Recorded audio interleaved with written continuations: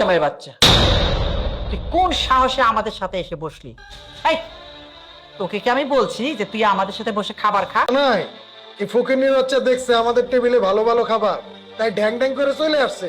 জীবনে তো এত ভালো খাবার চোখে দেখে নাই। ভাইয়া, ওকে অপমান করা মানে আমাকে অপমান করা। আমরা সবাই যদি এই ডাইনিং টেবিলে বসে একসাথে খেতে পারি, তাহলে ও কেন পারবে না?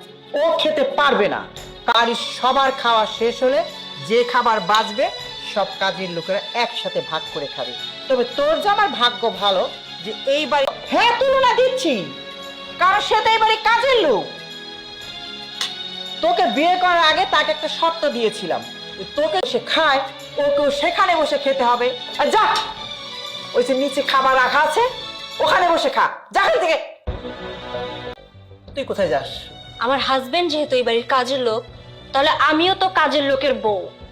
তাই একজন কাজের লোকের বউয়ের কোনো অধিকার নেই। মা, তোমার মেয়ের কাহিনী দেখছো? ওর এই হাজবেন্ডের জন্য একবারে দরদ উঠল।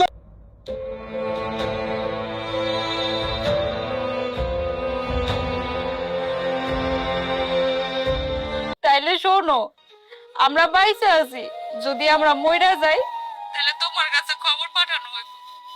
আর মা বলছে বাড়ি ঘর জামাই হয়ে থাকে, তার অসুস্থ মারে একটা বার দেখতে আসে না। সেই ছেলের পাঠানো টাকায় মার কোনো কি হইলো? তুমি এমন হয়ে গেলে কে? টাকায় কি তোমারে মানুষ থেকে অমানুষ বানাই দিছে?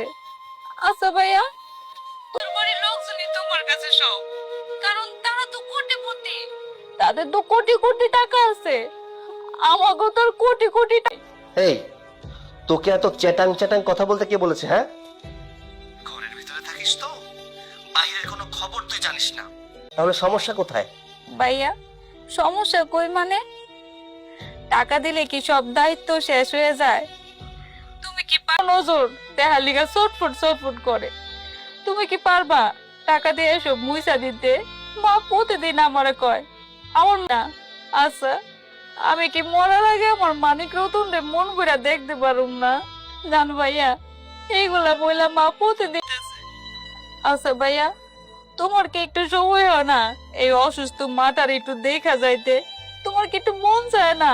দেখ, তোদের মতো আজাইরা সময় আমার কাছে নেই যে মাকে দেখতে আসবো।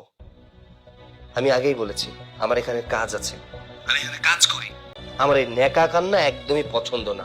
আচ্ছা, ফোন রাখ। ভাইয়া, তুমি মানুষ না অন্য কিছু? আমার কান্না, তুমি আমার ভাই। দোয়া করি তোমার মতন ভাই জানি কোনো বইনের না দেয়, আর তোমার মতন সন্তান জানি কোনো মইরাও যায়, তারপরও তোমার টাকা আমাকে লাগবো না। তুমি আর আমাকে ফোন দিও না, তোমার টাকা আমাকে লাগবো না। তোর ফোন দিছে আমার মানিক রতন আইবো।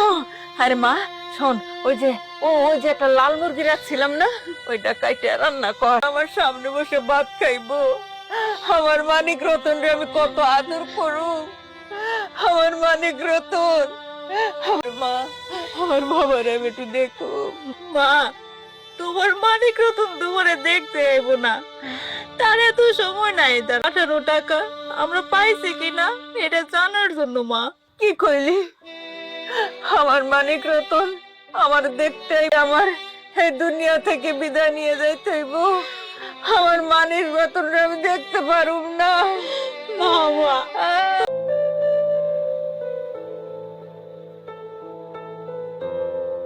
কি করছো? তো খারাপ আচরণ করে, তোমার কি একটু কষ্ট লাগে না? এসব কিছু সহ্য করে কেন তুমি আমাদের বাড়িতে পড়ে আছো? আর আমাদের বিয়ে এখানেই রাখো, প্রয়োজন পড়লে তোমাদের এই কুড়ে ঘরে রাখো, তাতেও আমার কোনো অসুবিধা নেই। শুধু শুধু কেন তুমি মায়ের শর্তে রাজি হতে গেলে? মা করে কথা বললে সেটা আমার সহ্য হয় না।